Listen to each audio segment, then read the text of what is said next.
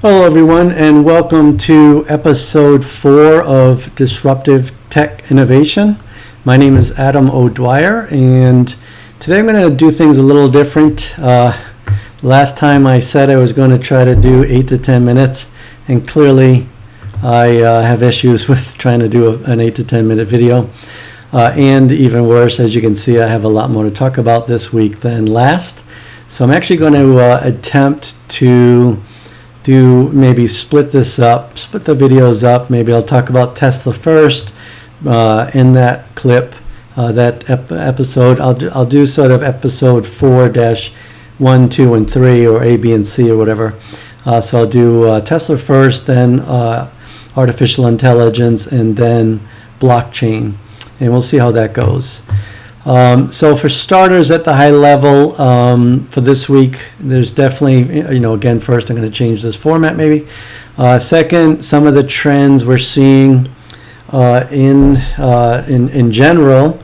We'll talk a little bit about Mr. Clayton's definitions and the loss of Mr. Clayton. We'll get into a little bit about some things Tony's been working on in general at the high level. Tesla himself, Tesla company, Elon Musk, a lot of great news this week. Obviously, we talked last week about the quarterly/annual earnings call, which was very good, obviously, information. I'm sure everybody's well aware, everybody probably on the planet. Stock pricing obviously shot up, and this is one of my biggest things about retail versus institutional analysts or investors. I think, to me, that is one of the big another disruption going on, and of course the short squeeze. For AI, there's always different trends. It seems this time around seems to be a lot this week around what I've been saying a lot of America versus China. There's also a lot of talk, obviously, in healthcare and so forth, which again I'm not really focused on for this channel, so I won't get into too much. And then also a lot of just the ethics and the humanism part, and obviously still there's always going to be some things. So we'll talk about that regarding future jobs and so forth. And then the blockchain still, as the Bitcoin halving happens, then that's going to the attention is growing. So there's a lot of government attention, central banks, large institutions, rich people, big companies, huge amount of attention. The attention is growing. Huge, exciting news there. So again, let's get into a little bit more about this channel, why I'm doing it. I'm still trying to articulate this. I'm always out with friends and family. We're always talking. They hear how passionate I am about this. I'm always learning, love to watch YouTube a lot, love to just read. From my regular job, I'm in information technology. I do a lot of market research for that, and some of that includes some AI and some other things that we'll talk about in a minute, which sort of this helps me do that job, which is great, of course. So I'm always talking about it, and again, in these three key areas of everything Tesla related and their technologies, battery, energy, and so forth, to artificial intelligence and blockchain. So as I'm always talking about these areas, and a lot of interest, a lot of my friends, where do I start or whatever. And again, my disclaimer is I am not an investment analyst. I am not an investment advisor. You take some of this information with a lot of other research you need to do and invest on your own expertise, your own research. Don't invest on what I say. Take my information and use it to gather a lot more information as well. That's kind of what I'm doing here. So, and also similarly to this is just a tremendous opportunity. That's why I have actually some of my friends, I've even encouraged, hey, just start with the Robinhood app. If you can't afford some of these stocks, just start with the Robinhood app invest $10, $20, $30 here and there. And as always, on the link to this video, I always have in the description links to the different apps like Robinhood and crypto. Obviously, if you use my link, that'll help both you and myself, where maybe, we might get, for example, Robinhood, I think maybe you get one stock worth about $5, so might I. Or with some of the crypto apps, maybe some of them you might get $50 worth of crypto currency, same with me, or something similar. Then in there you'll see my Tesla link, where if somebody's looking to buy a Tesla, use my link, you get 1,000 miles worth of charge. So will I. At the moment, I sold my Tesla. I'm waiting for the truck. I might even buy the Model Y in the meantime. So that won't really help me, but it will help you with 1,000 miles of charging. And I also forget to point out, this week I'm wearing the Tesla shirt. I think I got it off the Tesla website. I can't recall. I get so many. But again, this is amazing opportunity. A lot of my friends are always asking. Again, I always instruct them, I'm not your advisor. You get your own information, but here's what I know, and you build on that, and you make your own decisions on investing. But there's some great tools there. We're in an amazing opportunity.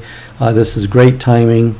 And, I just can't get into enough about why this is, the converging, what I believe, the converging of these three areas around blockchain, artificial intelligence, and everything Tesla is doing. I think they're all sort of, converging, working off each other. Tesla's using AI, of course. Tesla, I believe someday, Elon Musk has said recently he's not, or it's not in the cards at the moment, but without a doubt, he's a brilliant man. I believe at some point the company will use blockchain for something sometime soon, and it might not be this year, but at some point in the next few years anyway.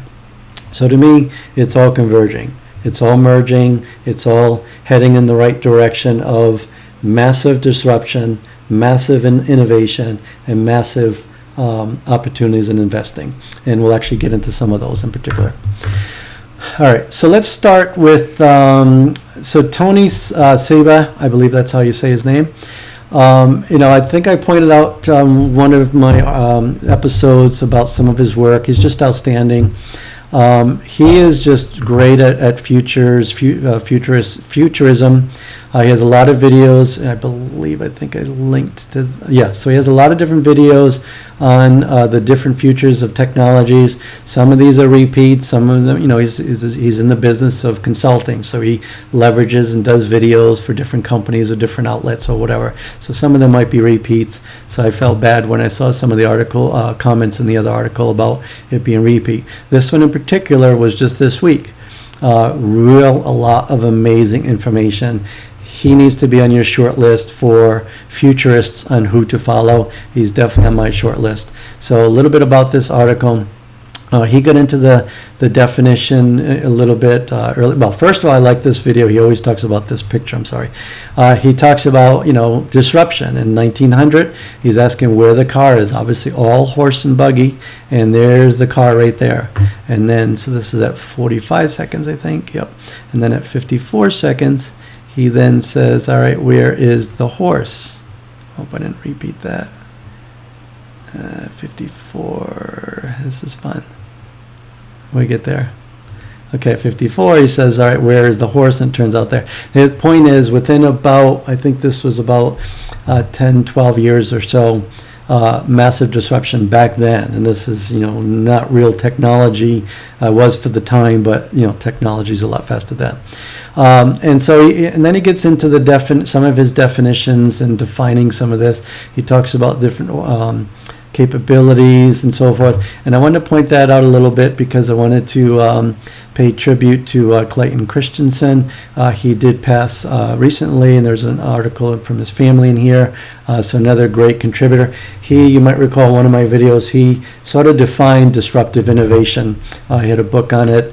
I talked about it in the last article. So, and again, my only thing is with that disruptive and his particular definition is he's really talking about it as new small companies disrupting larger. And the industry or everybody everybody, including Tony, talks about just disruption in general, meaning doesn't matter the size. At the time, Clayton even did reference different companies. Later on, he did, or somebody writing about him did reference Tesla in particular afterwards, saying, of course, specifically that Tesla is a disruptor, but they commented that under Clayton's definition, they didn't fit exactly, because Tesla sort of started with the high end of cars and worked their way down to the Model 3.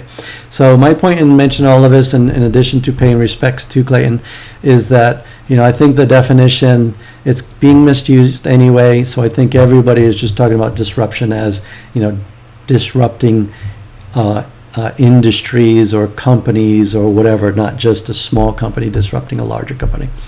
All right, so then Tony talks a little bit about AT&T, and in the year 2000, I think I mentioned that the last time, how they asked McKinsey to do a study on, before 2000, but by 2000, how many companies will be using subscribing for cell phones, and McKinsey said 900,000 would end up being 109 million. So obviously disruption is a lot faster than most analysts and industries think, and that's some of the theme, a lot of the theme of today's video here.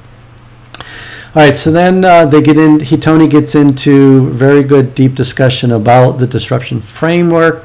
He talks about his disruption framework, and then I want to point out right here at 7:10, somewhere in this range here, Tony gets into the technologies of the cost curves, but this is all under his disruption framework. Again, as always, watch his video to get a lot more in depth of just my summary here. I don't want to give a lot of information here because I want you to watch his video. But I declare right now, and you can see right here, I'm saying it too, but Tony talks about in his cost curves, and a lot of folks have talked about this around Tesla in particular. I've seen some other charts and other people talking about, as we all talk about, the efficiencies and how Tesla is way ahead of everybody else. Nobody can even touch them. The battery technology they have leaps and bounds above everybody. However, so Tony talks about, the different laws. Moore's law for computing, which we all know. A lot of people still get that wrong, but we're all familiar.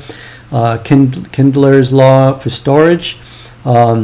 Hendley's law for digital imaging. For storage capacity, Butler's law.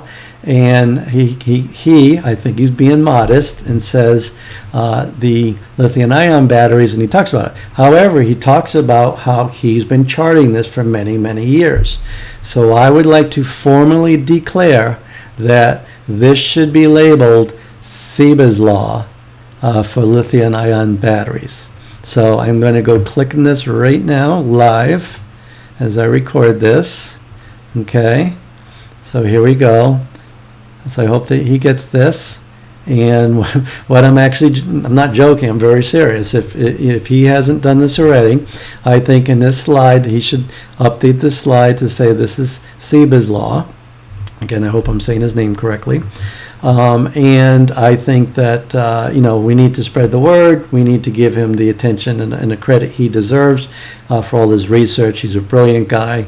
And so I would like everybody to help out and get that. And Tony, if by any wild chance you should happen to either see my note or I'm joking about, watch my video here. So this is live. I think you should be, giving yourself that credit. Okay, so next. So he does talk about the S-curve and how, the speed of technology versus cost is always changing and getting faster.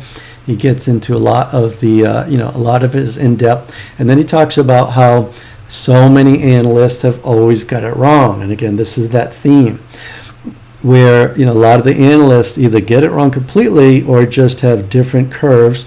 And his big piece about it, and this has also helped me a little bit because I get very frustrated with the analysts getting things wrong with everything Tesla, with everything, or a lot of other similar related Bitcoin, a lot of the analysts have had, or I should say cryptocurrency, digital assets, blockchain, a lot of them have gotten that wrong, either clueless or just really not doing the job in depth. And this, I'm going to talk about what Musk said today, this week on his annual as well.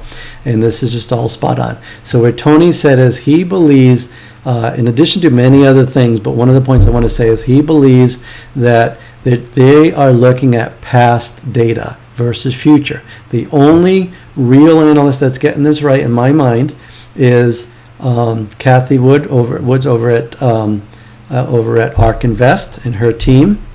And now that in the past week or so, there were one or two analysts on the Tesla side who've, most of them, everybody's gotten it wrong. Now they're trying to catch up to save face. And even there's one article that I'll show you in a minute where literally before the analyst day, one of the analysts, I think it was on Bloomberg, were talking about how, I think this is it right here. Yeah.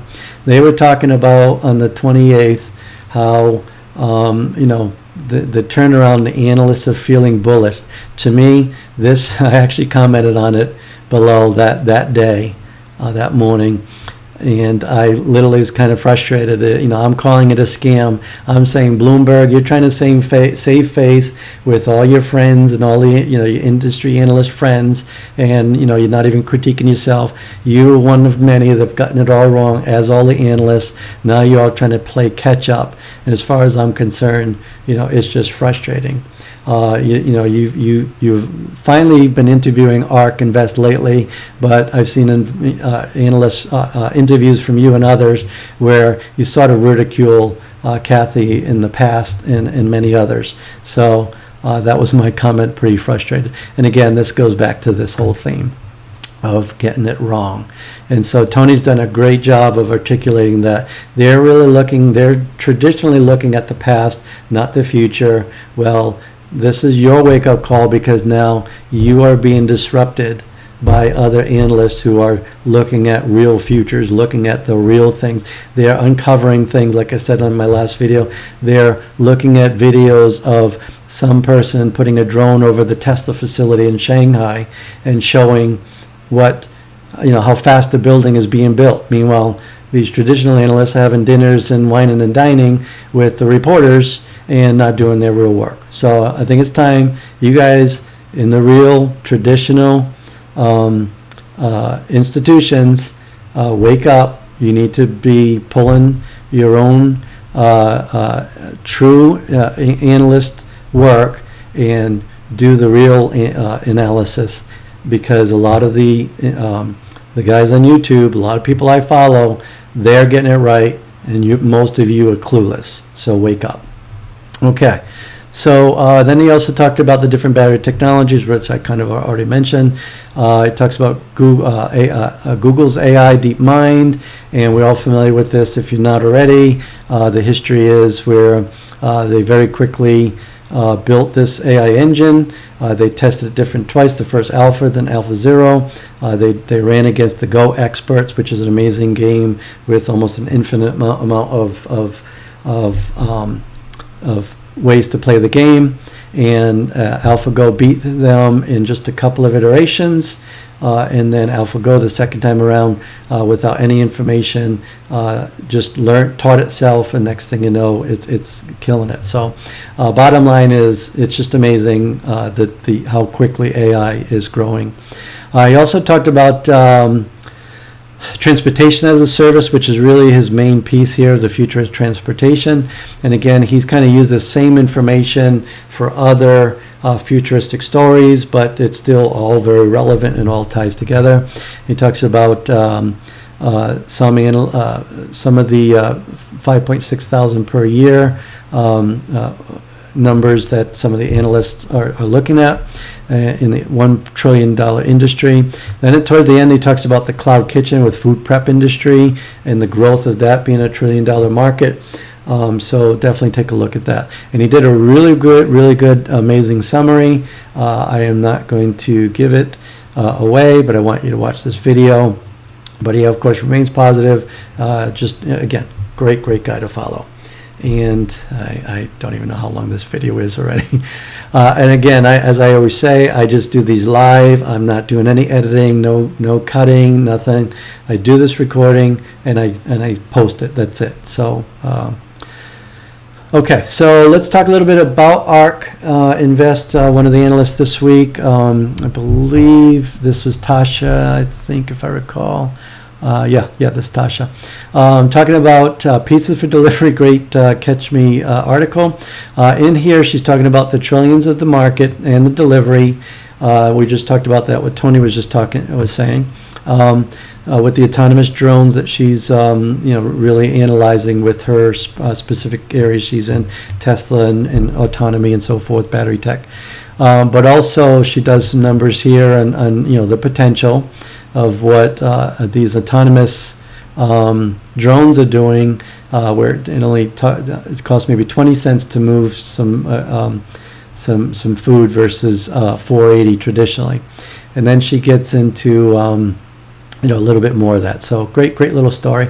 And part of that then I wanted to jump in on was this nice little story. I've been familiar with this BB Click here, and he does a really good story here about talking about these drones and these technologies. And this is from a company called eHang Holding, and I think I was looking at that. Yeah, so this is a good company to watch. They did have some decent announcements recently.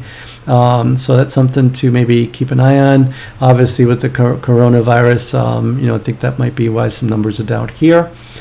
All right, so now let's get into Tesla a little bit. I'm probably already past my 8 minutes, so all right, let's finish with the Tesla part, and then again, I'll shut down here.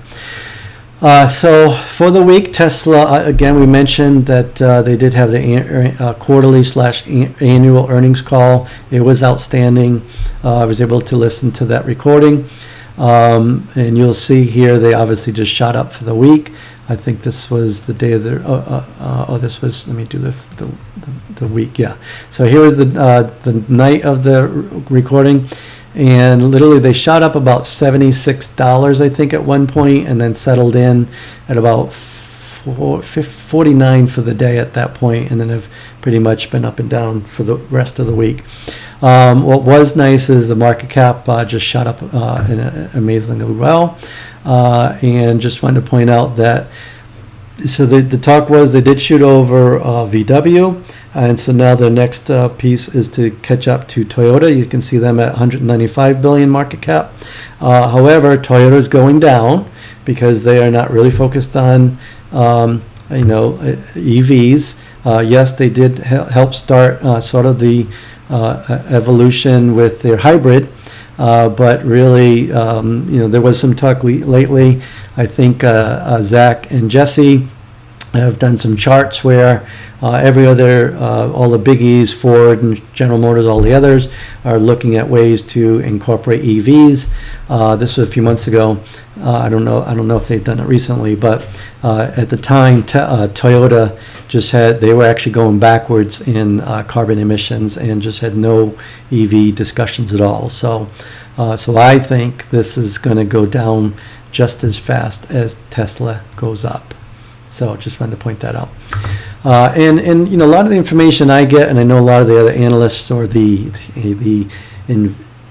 retail investors that I follow, Jeremy and Gally and a lot of these others, I don't doubt they get some of their information from these in particular, especially, so, first and foremost, Tesla Daily, Rob does an outstanding job. Highly recommend, I think I've said it in the past, he does these in the morning, should be, while you're getting ready for work, while you're driving for work, you gotta, listen to his podcast. Outstanding, does deep, very good research. I don't know how he does it so much every single day, but really good in-depth research. So I highly recommend.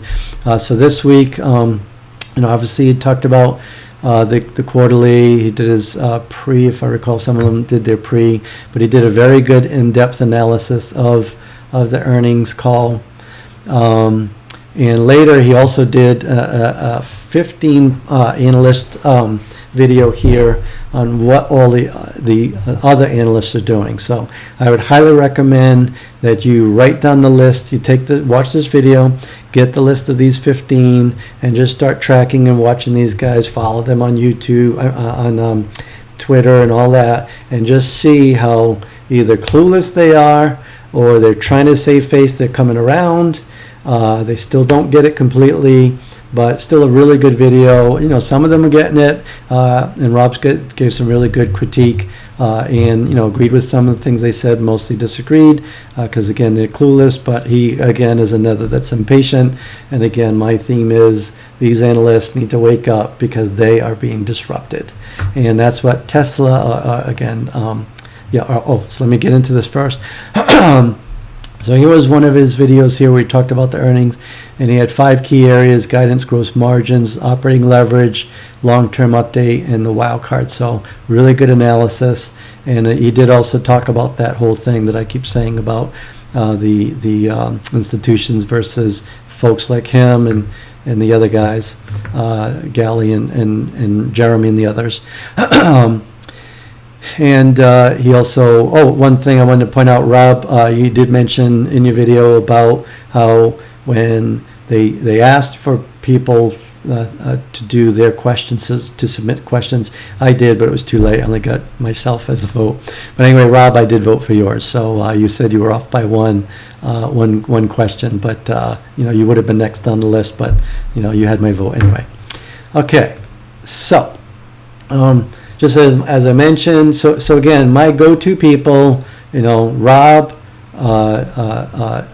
Galileo, and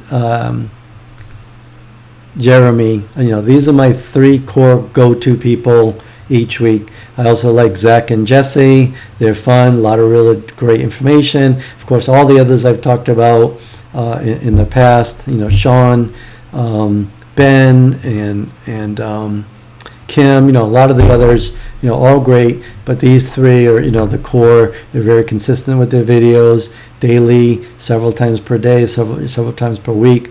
Some of them are fun. Jeremy's pretty fun. He does a lot more than just Tesla, but these are my go-to people. So I highly recommend you definitely follow them, the 3 of them. So Gally definitely did his analysis. He did, hop on that, and I actually sent him a message. I can't recall whether I emailed him or responded to one of his videos or whatever, but he definitely, caught that as well, as they all did in the end. But he did a whole thing on, recognizing that Musk talked about the retail investor as doing a better job than the institutional. And again, I keep saying that. So I would definitely say he's probably he and Jeremy, I would say, are number 1 with their analysis.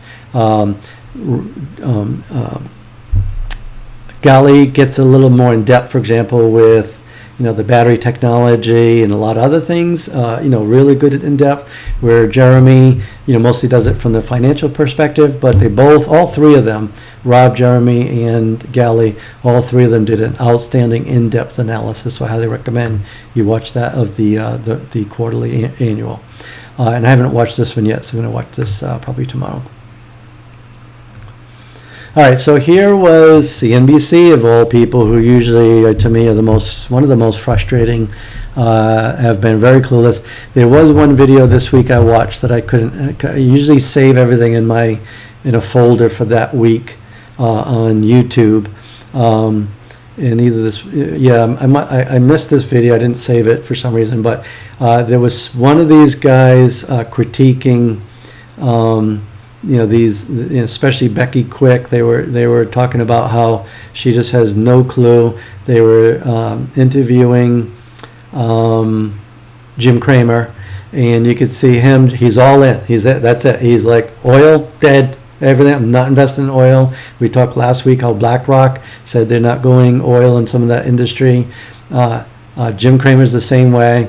And you could literally see Becky, the person who did the video, I forgot who did it. It was probably one of these 3, I think.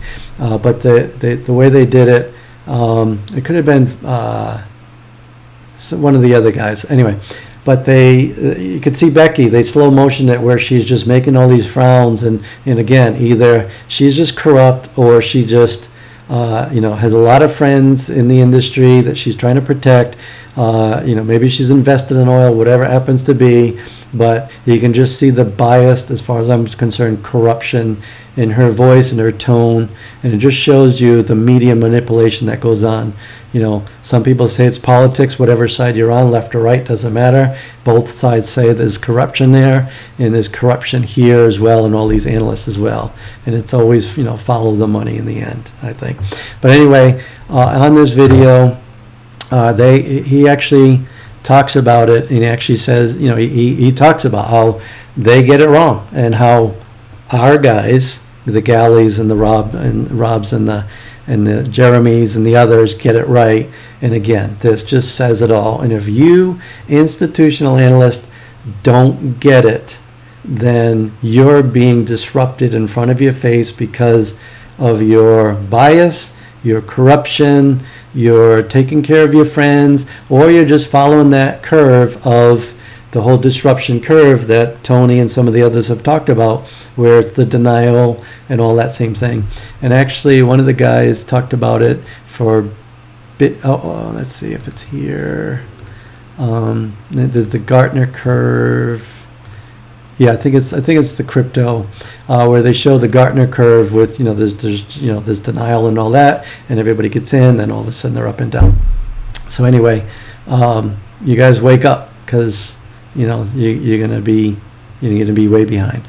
Okay, so I already talked about this story that's said the same. I've talked a bunch about Jeremy. Again, he did a lot of analysis. I think I mentioned something particular. Oh, no, I didn't. So, always he's just always got great analysis. He's even talking about some of the ups and downs with, playing the stock or whatever.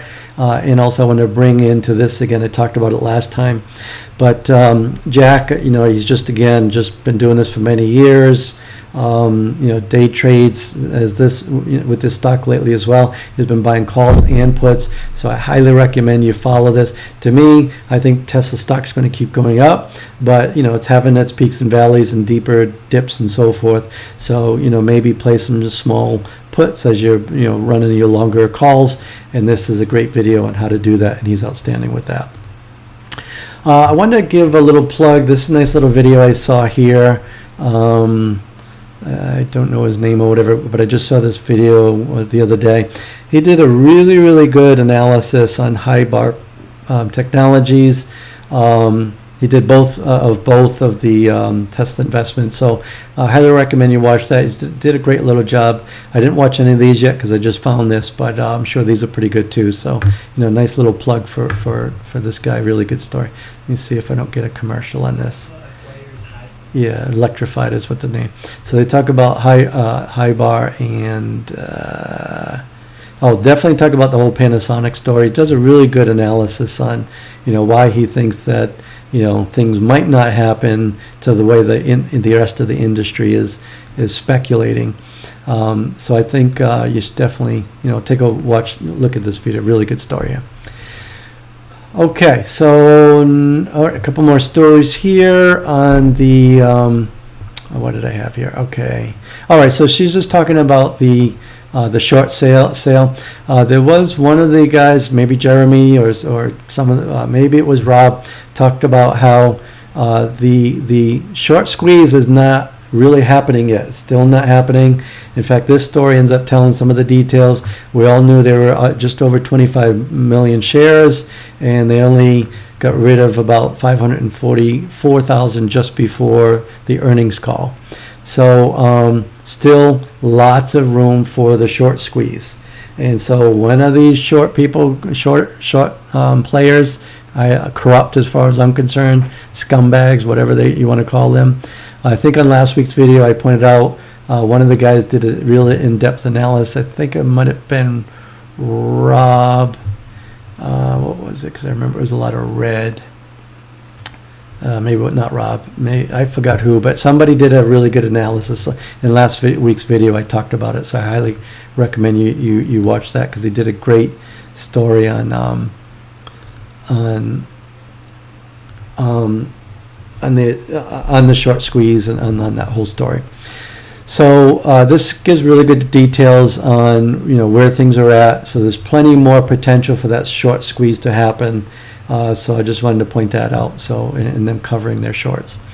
As always, Kathy doing another great discussion this week. Again, same, you see some of the negative attitude in some of these analysts or some of these reporters or whatever that still don't get it. I'm just amazed with her patience. I've seen over the last couple of years some of her stuff. If I were her, I'd just want to just jokingly choke these people of why don't you get it? Why are you so biased, corrupt, or whatever? But again, listening to Tony's story that they're just so used to the past and can't look at the future, and I'm just going to go with that. I just don't get how they don't get it. But as always, great story. Now here actually was another little, nice story. Actually, it was from Bloomberg, and they interviewed this guy, the gentleman Novo Gratis, or I'm not sure that his name. But anyway, he actually was very fun with sort of saying how he lost a lot of money. He tried to do a short, or he sold his. I can't recall if he sold it. I watched this already, but I can't recall if he sold a bunch of his stock just before the earnings, or he shorted just before the earnings. But the bottom line is he lost a good amount of money. He was very fun about it. It was a quick little two-minute video, so nice fun little thing. All right, we have a couple more of the other articles. These are kind of frustrating Financial Times because you actually have to purchase an account with them. I did just a $1 temporary, and then I closed it right away just to get some of these stories. But some good stories here. I think I had some comments in here, but I'll leave these links, and you'll be able to, I believe, even hopefully see my comments if I provide those links. If not, I'll shoot me a message and I'll put that in the video. Can't recall if I opened up. Hopefully when I opened up with this page, I actually finally have a web page for Disruptive Tech Innovation. I just created this morning. Took a few hours. Great little website capabilities through a little plug for GoDaddy. Of course, no sponsors or anything like that, but so this is just a little landing page for future capabilities for me to add. This literally learn more and this link, both of those links actually go to this this YouTube channel. So nothing big yet. A little bit about myself and everything, and if you want a little more information, shoot me a message this way, and I'll get it and be able to talk more, or of course send some comments on this video or any of the others. And so I think that's it. I'm going to end there for now, and again I'll start up with the second of today's episode 4 Disruptive Tech Innovation video. I think this was probably over 20 minutes as it is. So with that, again, if you do like the information, please like, share, and subscribe. Share this information with your friends. Jeremy used to do a funny thing. He used to say things like, share this with your mother's ex-boyfriend's sister or something. He used to be pretty funny with those. Jeremy, if you watch this, please bring those back. You're pretty funny with those. Anyway, we all need to share this information because the disruption's happening. We need to help make each other, all of our friends and family. We need to share this information so we can all be investors and all make some money. Again, I am not telling you any particular thing to recommend to purchase on any particular stocks or whatever. I might from time to time say what I'm doing and where I'm winning. I mean, I'm killing it with Tesla. I've been buying some options as well. I just sold some the other day, Friday, just so I'm not being greedy. I paid $256 for a March 20, this coming March 2020. It was the $690 call option. I bought them 3-4 weeks ago. I paid $256 for it. I just sold it at $28.84 the other day. And by the end of the day, it went up to about $3,500. So amazing profits, amazing potential. I am not telling you to do that. Tomorrow, Monday, I will buy some more coming soon with some of those profits. The rest I'm actually going to dump into Bitcoin, and I'll talk about that in a few minutes when I do that video. So again, I'm not recommending any stocks or whatever. You do your own research, you do your own investment analysis, talk to your own financial advisor. but maybe leverage some of this to bring to that advisor to say, hey, what do you think of this or that? These disruptive innovation technologies are going to really make it big as far as I'm concerned, but you do your own analysis. All right, with that, thanks again, and I will see you next week on the Tesla part and in a few seconds on these other two videos. All right, thanks very much.